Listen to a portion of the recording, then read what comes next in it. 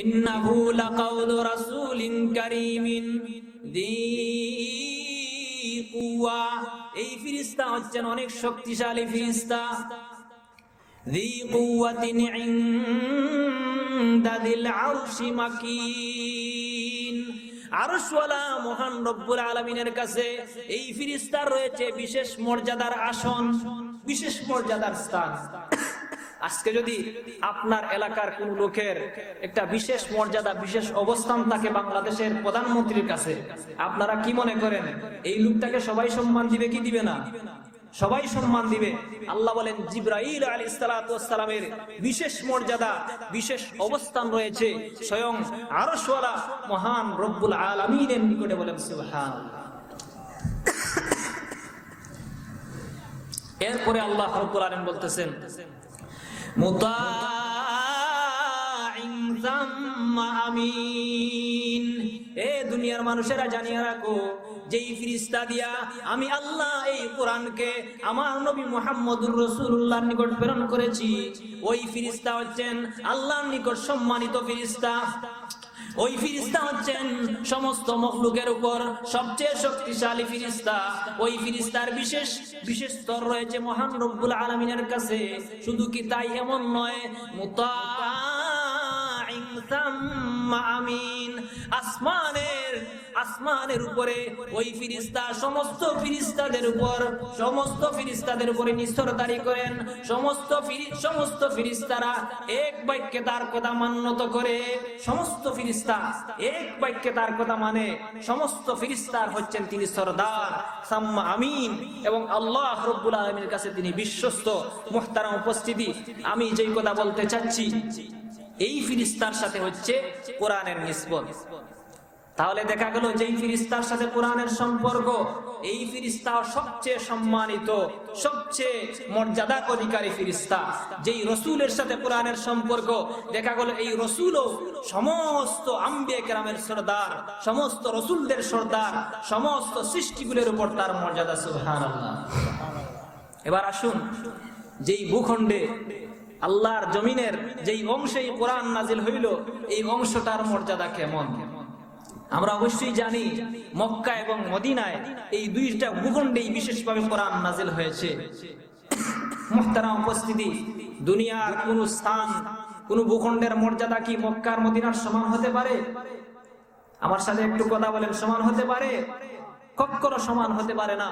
যেই ভূখণ্ডে কোরআন নাজিল হয়েছে, আল্লাহ রাব্বুল আলামিন এই ভূখণ্ডকে পৃথিবীর সমস্ত জমিনের উপর, সমস্ত ভূখণ্ডের উপর আলাদা সবচেয়ে বেশি মর্যাদা আল্লাহ রাব্বুল আলামিন দিয়েছেন। কেন? কোরআনের সাথে তার নিসবত, কোরআনের তার সাথে তার সম্পর্ক, এই কোরআন এখানে নাজিল হবে। মুহতারাম উপস্থিতি, এবার আসুন, যেই উম্মতকে লক্ষ্য করে আল্লাহ রাব্বুল আলামিন এই কোরআন নাজিল করলেন, যে উম্মতের উপর কোরআন নাজিল হইল, এই উম্মতের মর্যাদা কতটুকু? উম্মতে মুহাম্মদীর উপর আল্লাহ রাব্বুল আলামিন কোরআন নাজিল করেছেন। স্বয়ং আল্লাহ রাব্বুল আলামিন এই উম্মতে মুহাম্মদীকে লক্ষ্য করে তাদের মর্যাদা উল্লেখ করে আল্লাহ পাক বলেন, কুনতুম খায়রা উম্মাহ, হে উম্মতে মুহাম্মদী, কুনতুম খায়রা উম্মাহ, পৃথিবীর যত জাতি গোষ্ঠী আছে, যত উম্মত আছে, সমস্ত উম্মতের উপর তোমরা হচ্ছ সবচেয়ে শ্রেষ্ঠ উম্মত, সবচেয়ে শ্রেষ্ঠ মর্যাদার অধিকারী উম্মত। তাহলে দেখা গেল যেই উম্মতের উপর কোরআন নাযিল হয়েছে, এরা হচ্ছে সবচেয়ে শ্রেষ্ঠ। এদের মর্যাদায় আল্লাহ রাব্বুল আলামিন কোরআনের বিভিন্ন আয়াত আল্লাহ পাক নাযিল করে দিয়েছেন। এই উম্মতে মুহাম্মদীকে আল্লাহ পরওয়ারদিগারে আলম কিয়ামতের দিন সমস্ত নবীর উম্মতের উপর এদেরকে আল্লাহ পাক সাক্ষ্য বানিয়ে দিবেন। সাক্ষ্য কেন বানাবেন? এদেরকে আল্লাহ পাক সবার উপর মর্যাদা দিয়েছেন, এদেরকে আল্লাহ পাক সবার উপর বিশ্বস্ততা দান করেছেন। এজন্য এদেরকে আল্লাহ রাব্বুল আলামিন সাক্ষ্য বানাবেন। আল্লাহ পরওয়ারদিগারে আলম বলেন, ওয়াকাযালিকা জাআলনাকুম উম্মাতান ওয়াসাতা লিতাকুনু শুহাদা আলান নাস আল্লাহ পরওয়ারদিগারে আলম বলেন, তোমাদেরকে আমি মধ্যপন্থী উম্মত বানিয়েছি, যাতে করে তোমরা মধ্যপন্থায় থাকো, কারো কোনো পক্ষ অবলম্বন না করো, এবং কিয়ামতের দিন সমস্ত মানুষের উপর তোমরা সাক্ষ্য হও। মুহতারাম হাজিরিন, এই উম্মতের উপর কোরআন নাজিল হয়েছে, এজন্য দেখা গেল এই উম্মত সবচেয়ে শ্রেষ্ঠ উম্মত। এবার আসুন, যেই মাসে কোরআনটা নাজিল হইল, এই মাসটার মর্যাদা একটু দেখে নেই। যেই মাসে কোরআন নাজিল হয়েছে, এই মাসের নাম হচ্ছে রমজানুল মুবারক, রমজান মাস। আমরা সবাই জানি রমজান মুবারকের মর্যাদা সমস্ত মাসের উপর আলাদা, সবচেয়ে বেশি মর্যাদা। স্বয়ং কোরআনের মধ্যে আল্লাহ রাব্বুল আলামিন এই রমজানুল মুবারকের মর্যাদা উল্লেখ করে আল্লাহ পাক বলেন, শাহরু রমাদান আল্লাযী উনজিলা ফীহিল কুরআন হুদাল লিন-নাসি ওয়া বায়্যিনাতিম মিনাল হুদা ওয়াল ফুরকান। আল্লাহ রাব্বুল আলামিন বলেন, এই রমজান মাস শাহরু রমাদান আল্লাযী উনজিলা ফীহিল কুরআন, যেই মাসে কোরআন নাজিল হয়েছে, এই মাস অন্য মাসের মতো নয়।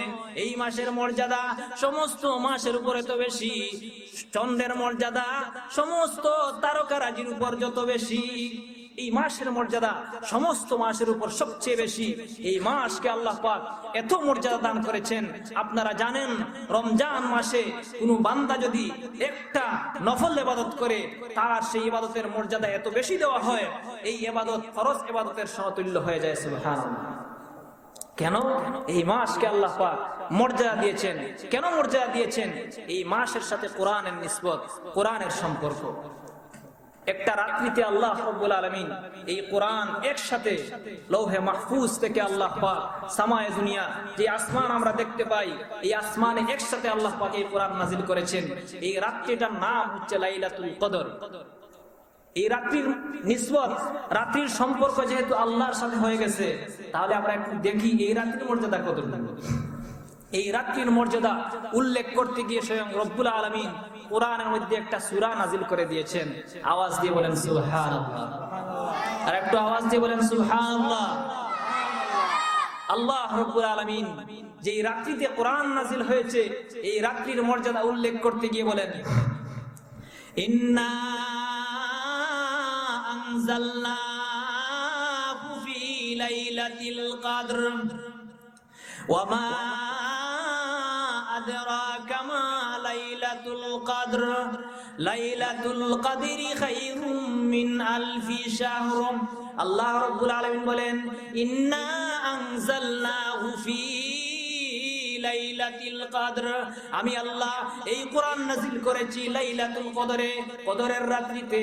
আল্লাহ পাক বলেন, ওয়া মা আদরাকা মা লাইলাতুল কদর, এ আমার নবী আপনি কি জানেন মা আদরাকা মা লাইলাতুল কদর, এই লাইলাতুল কদরের মর্যাদা কত বেশি।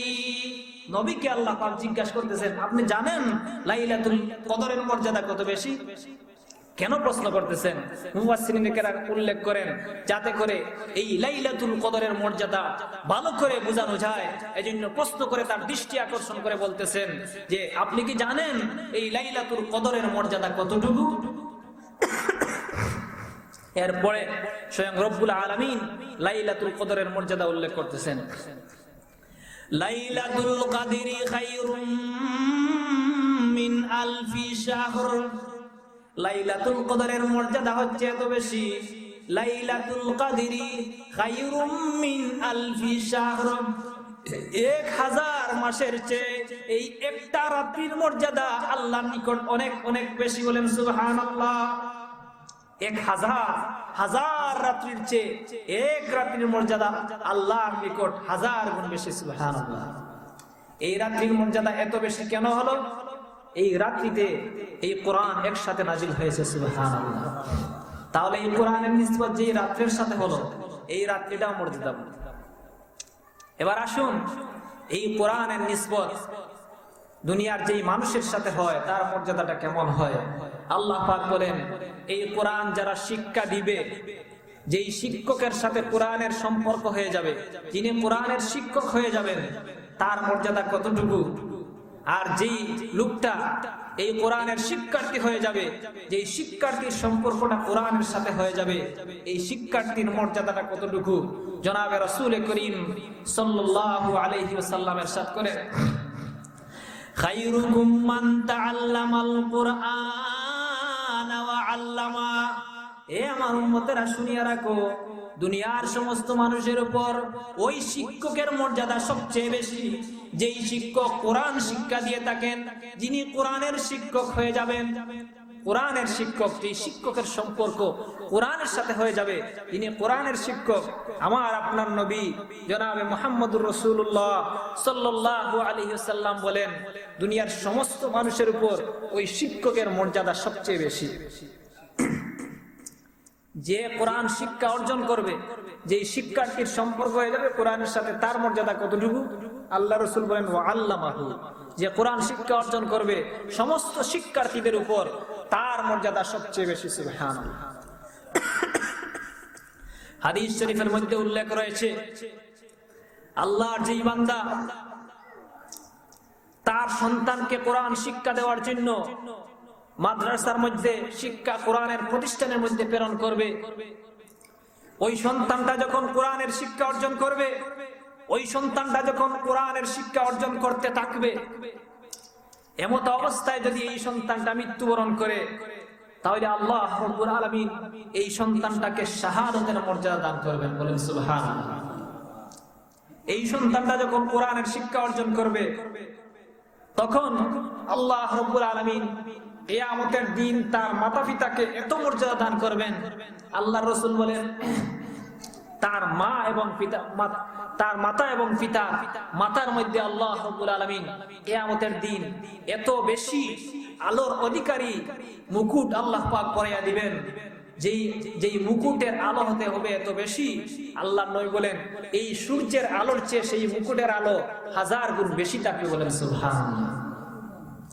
তখন দুনিয়ার মানুষ দেখতে থাকবে এত সুন্দর মুকুট পরিধানকারী এই লোকগুলা কারা, কাদেরকে আল্লাহ রাব্বুল আলামিন এত মর্যাদা দান করলেন, কোন কারণে আল্লাহ পাক তাদেরকে এত মর্যাদা দান করলেন। তখন বলা হবে এরা তাদের সন্তানদেরকে আল্লাহর কোরআন শিক্ষা দিয়েছিল। বলেন সুবহানাল্লাহ।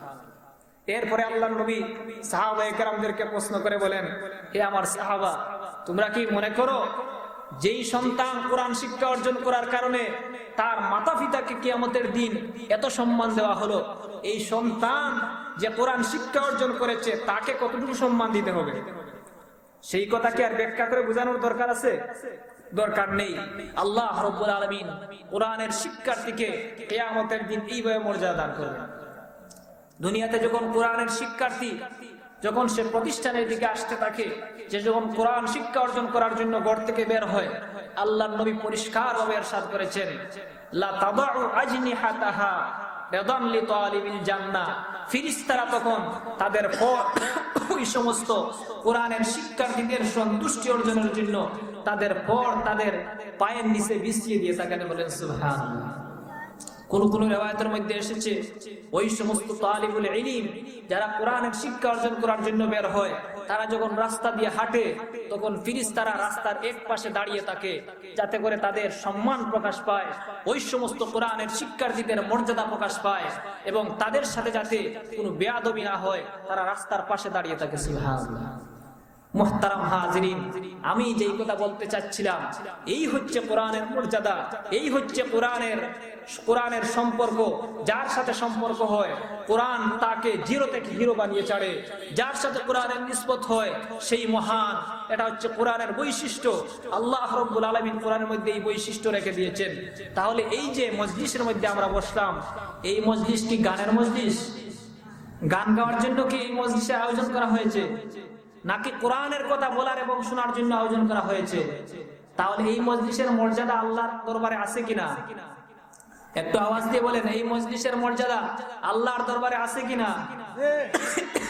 এই মজলিসের মর্যাদা আল্লাহ রাব্বুল আলামিনের কাছে এত বেশি, দুনিয়ার সমস্ত মজলিসগুলোকে, সমস্ত মাহফিলগুলোকে, সমস্ত মজমুয়াগুলোকে যদি একদিকে রাখা হয় আর এই মজলিসকে যদি একদিকে রাখা হয়, তাহলে আসমান আর জমিনের যত তফাৎ, ততটুকু মর্যাদাগত তফাৎ হয়ে যাবে। বলেন সুবহানাল্লাহ। এই মর্যাদা আমরা বুঝতে পারতেছি না, কিন্তু হাদিসের কিতাবের মধ্যে এসেছে আসমানের ফেরেশতারা জমিনের যেখানে কোরআনের আলোচনা করা হয়, যেখানে আল্লাহর জিকির হয়, যেখানে আল্লাহর দ্বীনের আলোচনা করা হয়, এই সমস্ত মজমাগুলাকে আসমান থেকে ফেরেশতারা এমন ভাবে দেখেন যেইভাবে আমরা এখান থেকে চন্দ্রকে দেখতে পাচ্ছি আলো দিচ্ছে, যেইভাবে আমরা তারকাগুলাকে দেখতে পাচ্ছি আলো দিচ্ছে, এইভাবে ঝলঝল করতেছে, ঠিক তেমনি ভাবে আসমানের ফেরেশতারা জমিনের দিকে তাকিয়ে এই সমস্ত মজলিস গুলাকে আলোকিত তারকার মতো দেখতে থাকেন। সুবহানাল্লাহ। এই হচ্ছে এগুলার মর্যাদা। মুহতারাম হাজিরিন, এই জন্য আমরা এখানে বসেছি। হাদিসের মধ্যে আল্লাহ রাসূল ইরশাদ করেছেন, যারা ইখলাসের সাথে আন্তরিকতার সাথে আল্লাহর দ্বীন বুঝার জন্য এবং আমল করার উদ্দেশ্যে এই ধরনের মজলিসে বসে যাবে, আর আল্লাহকে রাজি আর সন্তুষ্ট করা তার নিয়তের মধ্যে সে ঢুকিয়ে দিবে, আল্লাহ রাব্বুল আলামিন এই মজলিস থেকে সে উঠার আগে আগেই তাকে পরিপূর্ণরূপে ক্ষমার ঘোষণা দিয়ে দেন। বলেন সুবহানাল্লাহ। মুহতারাম হাজিরিন,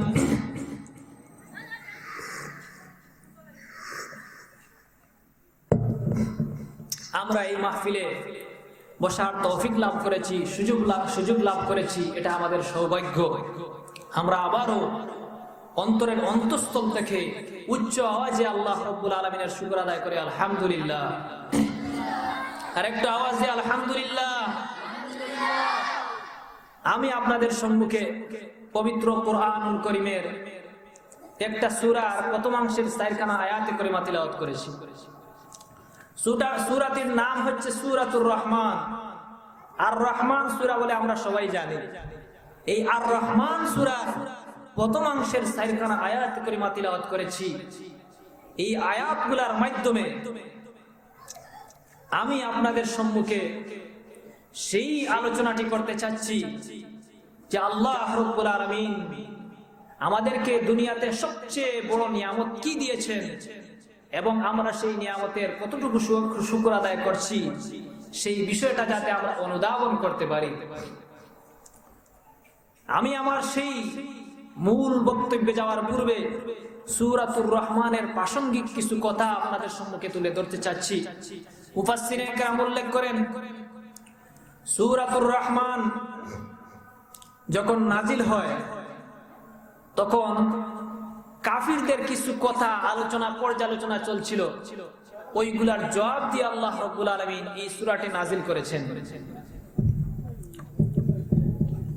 জনাবে মুহাম্মদুর রাসূলুল্লাহ সাল্লাল্লাহু আলাইহি ওয়াসাল্লাম যখন কোরআনের সেই আয়াত দুনিয়ার মানুষকে শুনাইলেন, কাফিরদের সম্মুখেও তা পেশ হইল।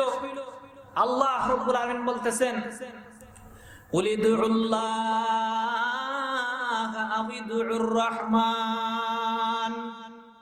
এ নবী মুহাম্মদুর রাসূলুল্লাহ সাল্লাল্লাহু আলাইহি ওয়াসাল্লাম, আপনি দুনিয়ার মানুষকে শুনাইয়া দিন, উদুল্লাহ আবিদুর রহমান, তোমরা আল্লাহকে ডাকো অথবা রহমানকে ডাকো, আল্লাহ রাব্বুল আলামিন সব শুনবেন।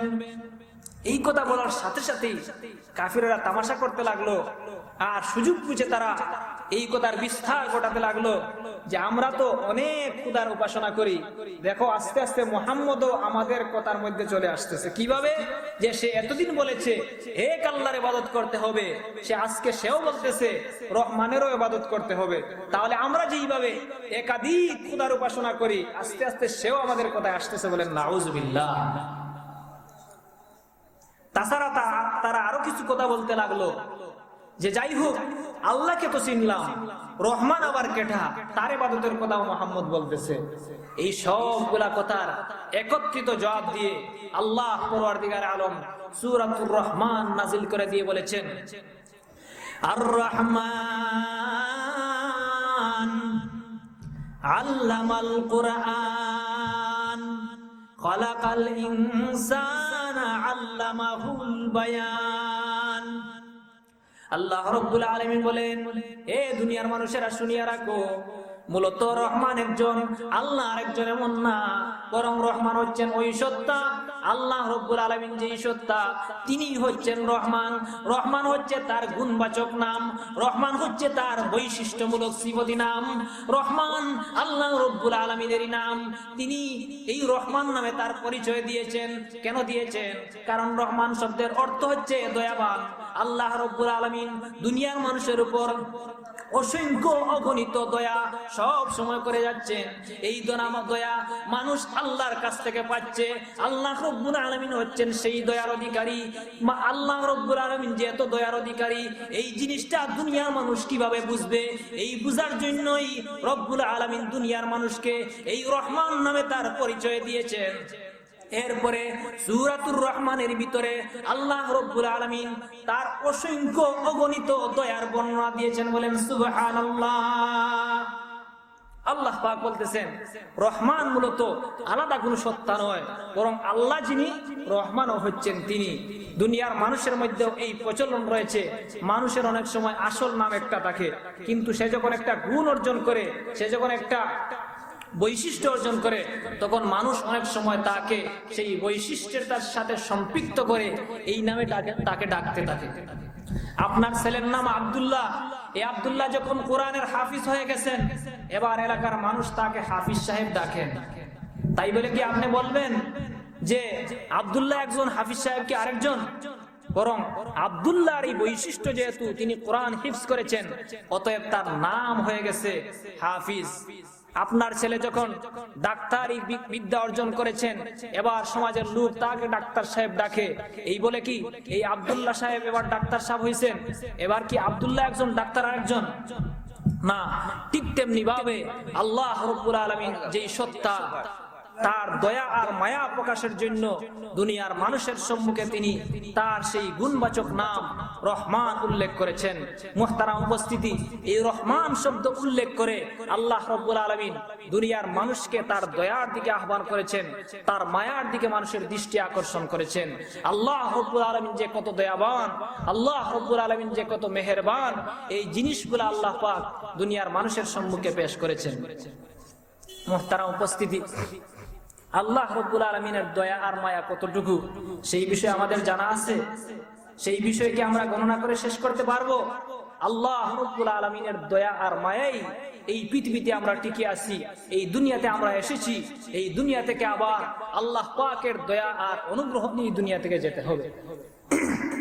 আল্লাহ রাব্বুল আলামিন দুনিয়ার মানুষকে সম্বোধন করে বলতেছেন, وَإِن تَعُدُّوا نِعْمَةَ اللَّهِ لَا تُحْصُوهَا।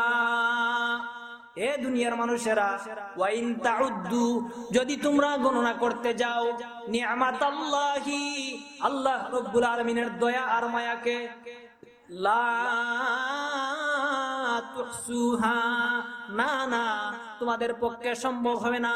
আল্লাহ রাব্বুল আলামিন তোমাদেরকে এত দয়া করেছেন, এত মায়া করেছেন, এই মায়া আর দয়া তোমরা গণনা করে কোনদিন শেষ করতে পারবে না। বলেন সুবহানাল্লাহ।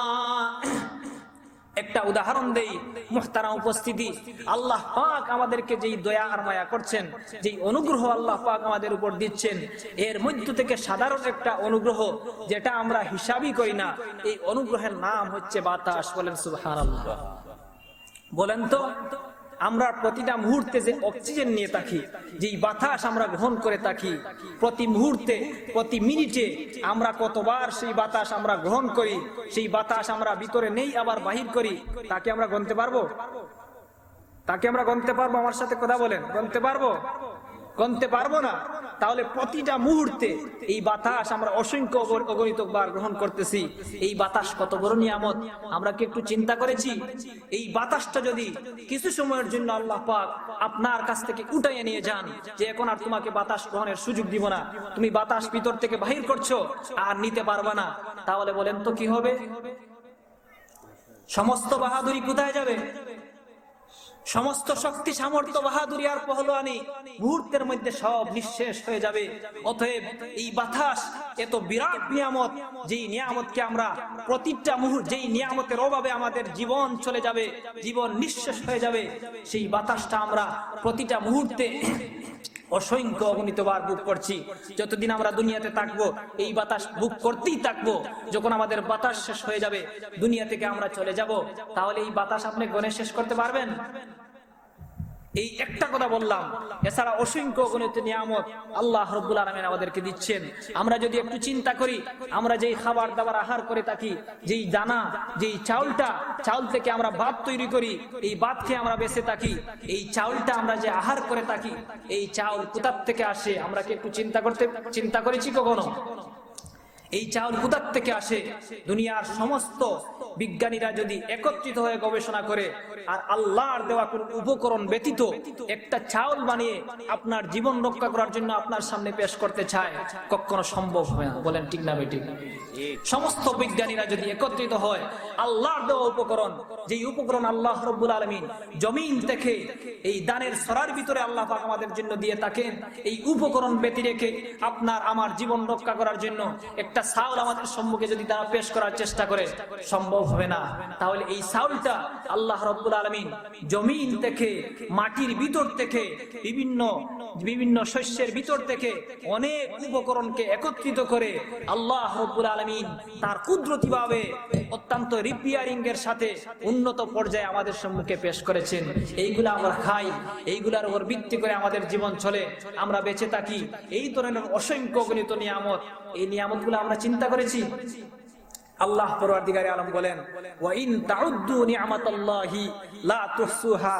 আমার বান্দা, তোমরা চিন্তা করে দেখো, তোমরা যদি আমি আল্লাহর নিয়ামতকে গণনা করতে চাও, তোমরা গণনা লাগতে পারবে ঠিক, কিন্তু লা তুহসুহা, গণনা করে শেষ করতে পারবে না, তোমাদের পক্ষে সম্ভব হবে না।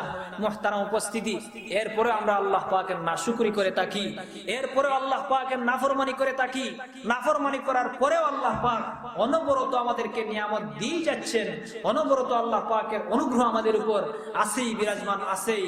এই দয়াবান আল্লাহ, এই মেহেরবান আল্লাহ, তার দয়া আর মেহেরবানির সংবাদ আমাদেরকে দিয়েছেন তার এই গুণবাচক নাম আর রহমান আর রহিম ইত্যাদির মাধ্যমে। বলেন সুবহানাল্লাহ।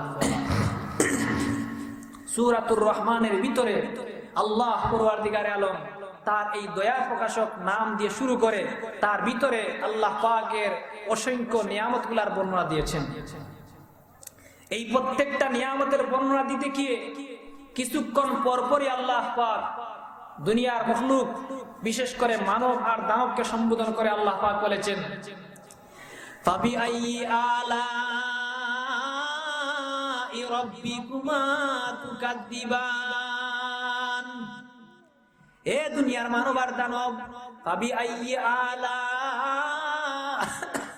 রাব্বিকুমা তুকাদ্দিবান, তোমরা তোমার রবের কোন কোন নিয়ামতকে তোমরা অস্বীকার করতে পারবে, কোন কোন নিয়ামতকে তোমরা অস্বীকার করবা। অসংখ্য গণিত নিয়ামত আল্লাহ পাক দিলেন, কোন নিয়ামতকে তুমি অস্বীকার করবা। মুহতারাম হাজিরিন, তাফসীরের কিতাবের মধ্যে পাওয়া যায়। মুহতারাম উপস্থিতি, যাই হোক, অন্য একজন মেহমান চলে এসেছেন, ইমার্জেন্সি ভাবে তার চলে যেতে হবে। এজন্য আমি আমার কথাকে এখানেই সমাপ্ত করতে যাচ্ছি।